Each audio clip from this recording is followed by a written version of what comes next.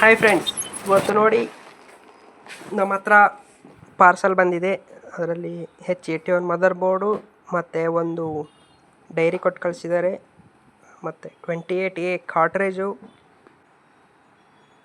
008 ಎಪ್ಸಾನ್ ಪ್ರಿಂಟರ್ದು black ink, ಹಾಗೆ 003 ink set ಎಲ್ಲ ಬಂದಿದೆ.